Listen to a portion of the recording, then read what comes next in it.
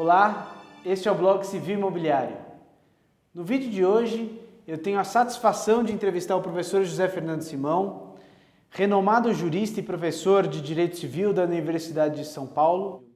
Professor Simão, muito obrigado por aceitar o convite do nosso blog e eu gostaria de iniciar a nossa conversa porque muito se discute a respeito dos prazos, sejam eles decadenciais, prescricionais na construção civil. Como a jurisprudência atualmente ela já praticamente está pacífica, entende-se que o artigo 618 seria um prazo decadencial, aquele prazo de 5 anos seria um prazo decadencial e não um prazo prescricional. Em virtude disso, a jurisprudência, antes do Código de 2002, entendia que o prazo pelo qual o construtor respondia por eventuais vícios ocultos na construção seria o prazo de 20 anos, que é o prazo geral, que era o prazo geral da prescrição no Código de 16. Com o advento do Código Civil de 2002, esse prazo de 20 anos foi reduzido para o prazo geral de 10 anos. E a jurisprudência acompanhou esse prazo, passando a entender que respondia, portanto, o construtor pelo prazo de 10 anos por eventuais vícios na construção. Mas ainda assim, muito se discute hoje em dia. Eu gostaria de saber que você, em virtude da sua livre docência, que tratou exatamente sobre a prescrição e decadência, que nos dissesse um pouco a respeito de prazos, sejam eles os prazos decadenciais, sejam os prazos prescricionais na construção civil.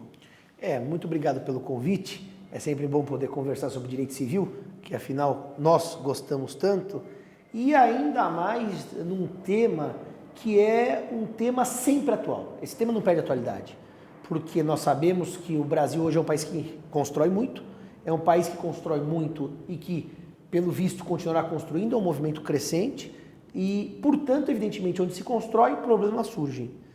E a sua pergunta é muito oportuna, porque efetivamente nós tivemos uma mudança grande entre os dois sistemas.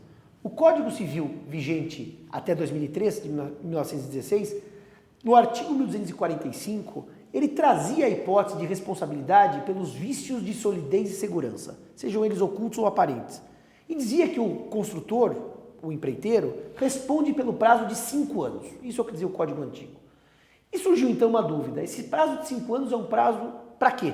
Ou seja, se o vício surgir depois de 5 anos, o empreiteiro não responde, ou é um prazo para eu reclamar do empreiteiro a indenização pelo vício, reclamar o conserto?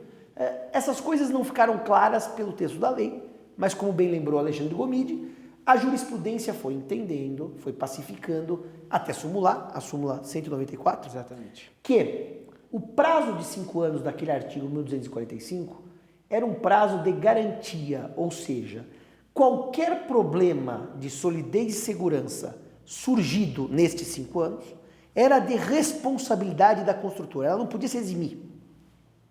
Agora, surgido o problema durante os 5 anos, por exemplo, uma rachadura, vazamento na garagem, rachadura estrutural, problema de coluna de água, o comprador, o adquirente da unidade, o adquirente do imóvel, teria então 10 anos, aliás, 20 anos para reclamar do vício.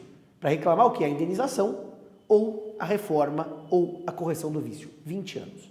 Porque era o caput do artigo 177. Quando o Código Novo entra em vigor, nós temos um problema. Porque o artigo que correspondia àquele 1245 passa a ser o 618. E o 618 tem um parágrafo único que não existia no Código Antigo, que começa assim: decai no prazo de 180 dias vamos dizer assim, o dono da obra que não reclamar dos direitos previstos nesse artigo. Reclamar, ficou um verbo aberto. Bom, então nós temos agora um problema. Será que aquela jurisprudência pacífica e consolidada, que dava 20 anos para eu reclamar, e que hoje, trazendo para o código atual, seria o prazo de 10, continua produzindo efeitos, a súmula 194 com as adaptações necessárias, ou agora o prazo para reclamar seria de 180 dias, como está no parágrafo único do 618. Para entender essa questão, eu vou lançar de maneira bem simples a distinção entre prescrição e decadência, porque a partir desta distinção é que nós vamos obter a resposta se efetivamente o prazo é de 180 dias ou o prazo é de 10 anos, atualizando a súmula 194 do Superior Tribunal de Justiça. Então, o que acontece? A prescrição é realmente o efeito do tempo sobre a relação jurídica que tem por condão extinguir pretensões. Ou, como eu gosto de dizer mais tecnicamente, ineficacizar, tornar ineficaz a pretensão. Mas para usar de termos bem simples, se eu tenho uma pretensão, ou seja, a faculdade de exigir alguma conduta do devedor, conduta que pode ser pagar, que é o dar, fazer, que é o construir, ou não fazer, que é uma abstenção, essas condutas devem ser exercidas dentro de prazos. Se eu não exijo, dentro do prazo, que a conduta seja realizada, dar, fazer ou não fazer, ocorre a prescrição. Então, como se trata de uma pretensão, é correto a gente dizer que, então, os prazos prescricionais, eles referem-se às ações condenatórias? Como disse Agnella Amorim Filho, sempre para se exigir um dar, um fazer ou não fazer. Guardem isso. Se eu exijo dinheiro, eu exijo um dar. Isso é o conceito de prescrição à luz do Código atual. A decadência não. A decadência, ela extingue direitos potestativos. Ou seja, ela extingue direitos que eu posso exercer, mesmo sem a colaboração, sem a concordância, mesmo com oposição do outro sujeito. Portanto, a decadência, ela extingue direitos potestativos, que não tem a ver com dar, fazer ou não fazer. E daí, lembrando o que você há pouco dizia, ela tem relação direta com as tutelas constitutivas ou desconstitutivas, que criam ou desfazem relações jurídicas. Portanto, vamos guardar essa ideia para trazer a sua resposta agora. Se a decadência extingue direitos potestativos e a prescrição extingue pretensões, evidentemente que, se eu for pleitear ao construtor uma reparação pecuniária, uma indenização, ou for pleitear do construtor uma reparação in natura, que eu diria, que é um fazer, arrumar o vício, por exemplo, trocar a manta que cobre a garagem, que está gerando queda de água, que não está impermeabilizando suficientemente bem, trocar a coluna do prédio, porque foi mal projetada e aquilo está causando infiltrações nas unidades autônomas. Tudo isto, que é dar dinheiro ou refazer a obra, está sujeito a um prazo prescricional. Portanto, correta a primeira leitura que tem sido feita pela jurisprudência brasileira, que o prazo para isso é de 10 anos. Ou seja, é a súmula 194 reinterpretada à luz do Código atual. Simão, com relação ao prazo prescricional, então ficou bem claro, prazo de 10 anos. Mas até agora eu não entendi, então, a que se refere o parágrafo único do artigo 618? Exatamente. É a questão mais delicada, porque como o prazo é de decadência, e o artigo diz decai, eu tenho que imaginar uma tutela desconstitutiva. Portanto, a leitura que a doutrina faz é que 10 anos para reclamar perdas e danos ou reparação da obra. Mas se eu quiser desfazer o contrato, que é a chamada resolução ou redibição, no caso em razão do vício, esse prazo é de 6 meses, que na verdade é meio a técnica, é melhor usar 180 dias, porque nós sabemos que em direito, prazo em meses e prazo em dias são contados de maneira diferente. Portanto, o prazo de 180 dias é para desfazer o contrato. Tá. Agora, Simão, a grande dúvida que eu fico é o seguinte, ninguém compra... Ou, desculpe, para desfazer o contrato ou abatimento do preço em razão do vício, preço, tá. Que é a segunda possibilidade. A pergunta que fica é a seguinte, ninguém compra uma unidade em um prédio, um apartamento, pensando que ele vai durar o prazo máximo de 10 anos. Porque uma vez que o prazo prescricional é de 10 anos, então eu não posso dizer, ou não poderia imaginar, que o prazo de uma estrutura é limitado ao prazo de 10 anos. Ou seja, 10 anos e um dia, se rui o prédio, perde-se a responsabilidade.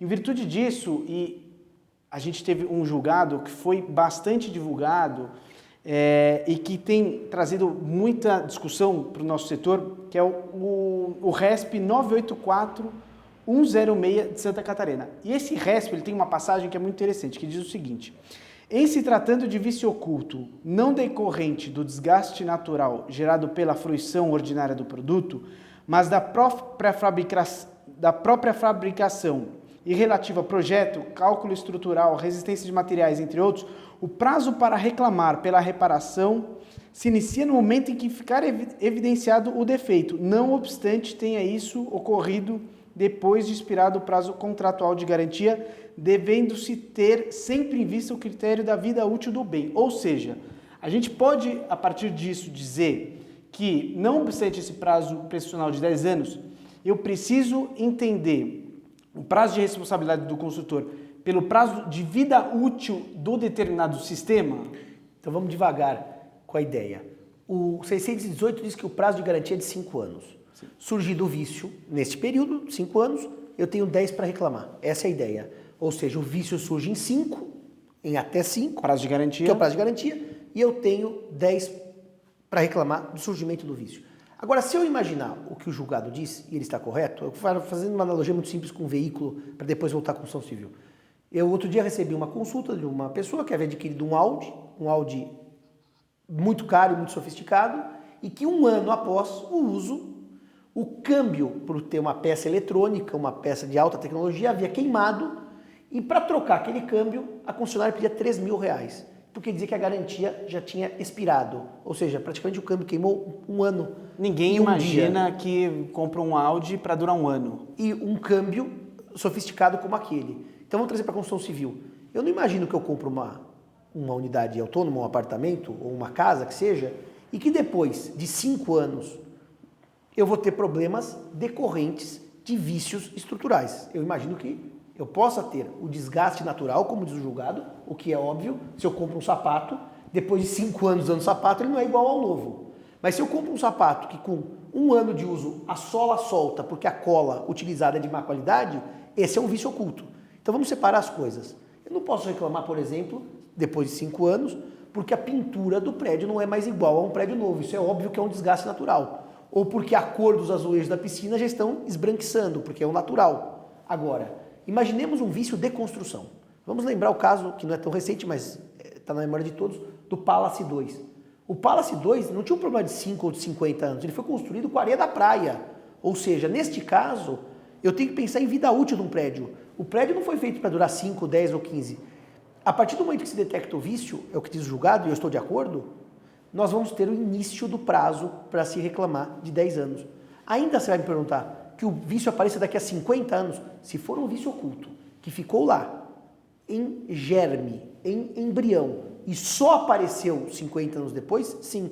Agora, desgastou o encanamento porque ficou velho. Faz parte da regra da vida. Envelhecer faz parte. Tem que se trocar encanamentos e assim por diante. Portanto, é correta essa primeira parte do julgado. Então a gente pode dizer que para determinados sistemas construtivos, a gente tem que se balizar, então, da vida útil daquilo. A grande dificuldade que eu tenho é a seguinte: qual que é o prazo da vida útil? Pensando nisso, recentemente a ABNT emitiu a NBR 15575, que é a norma de desempenho.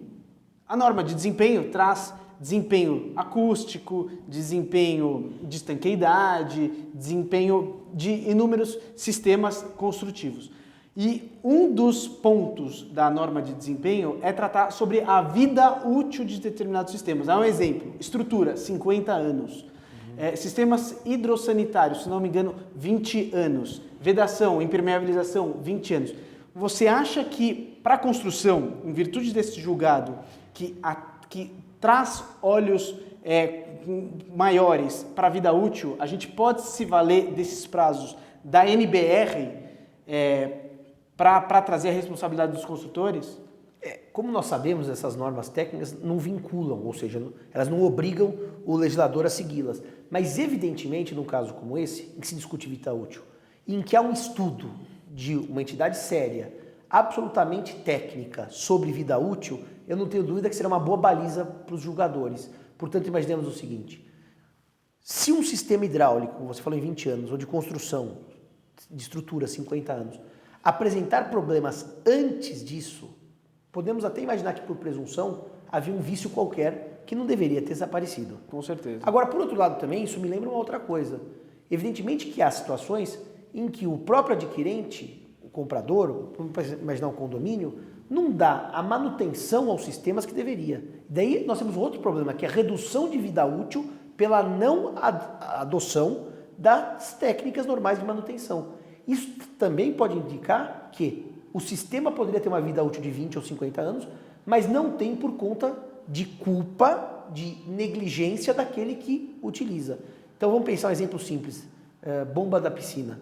Se eu tiver uma bomba de piscina que precisa de manutenção a cada 6 meses, para troca de equipamento, peças, para lubrificação, etc., e eu deixo 2 anos sem a bomba queima, evidentemente que isso é culpa de quem não deu a manutenção. Agora, se eu imaginar que o prédio tem uma piscina que está dimensionada de maneira equivocada para a potência da bomba, então a bomba está trabalhando acima da capacidade porque ela foi subdimensionada, evidentemente que aí nós temos um vício na construção, um vício na entrega, e esse vício vai ser de responsabilidade da construtora. Entendi. Simão, a NBR 5674, ela trata exatamente da manutenção que tem que ser realizada pelos adquiristas. Mas a gente sabe que muitas das vezes os construtores, na entrega dos condomínios, sequer informam a eles um plano de manutenção. Nem todas as construtoras, por mais que isso possa nos assustar, entrega um plano de manutenção regular. Nesse caso, a gente pode eventualmente tratar também de uma responsabilidade da construtora, não por defeito da informação. Por defeito da informação.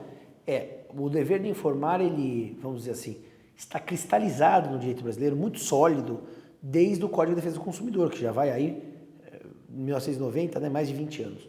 Portanto, eu não tenho dúvida que ainda mais com o reforço da boa-fé objetiva do 422, que o dever de informar é uma decorrência natural, caberia, sem dúvida nenhuma, talvez até utilizando os estudos dessa nota técnica, um pequeno manual, coisa bastante simples, pelo qual o consultor informa.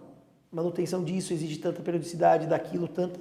E ele descumpre esse dever de informar, responde. Se ele cumpre, pelo menos atenua a responsabilidade civil, tendo em vista que ele deu a informação que o homem comum não tem. Por exemplo, eu, como advogado, não terei a menor ideia de quanto e quanto tempo é necessária uma manutenção de coluna do prédio ou da parte elétrica. E poderia ser o síndico. Eu poderia ser o síndico. Como, aliás, nós sabemos que no Brasil, ainda hoje, o síndico, em regra, ainda é um dos moradores, ou seja, não é uma pessoa especializada no assunto. Então, realmente, a sua pergunta é interessante e me parece que é dever informar essa periodicidade ou esses detalhes de manutenção. Simão, quero te agradecer imensamente pela participação no nosso blog, extremamente esclarecedora as suas palavras, acho que ficou bem claro a respeito dos prazos que os construtores podem responder, a diferença entre a prescrição e decadência, e o blog fica à sua disposição, agradecendo mais uma vez por todas as suas palavras. Eu é que agradeço, eu acho sempre que essas novas mídias são muito interessantes, porque a gente consegue levar informação para muito mais gente e de maneira muito mais democrática. O que antes estava restrito a grupos de estudos ou palestras para poucas pessoas, hoje num blog como o seu, nós vamos ter o alcance aí de centenas, dezenas, quiçá milhares de pessoas. Muito obrigado, Alexandre. Obrigado.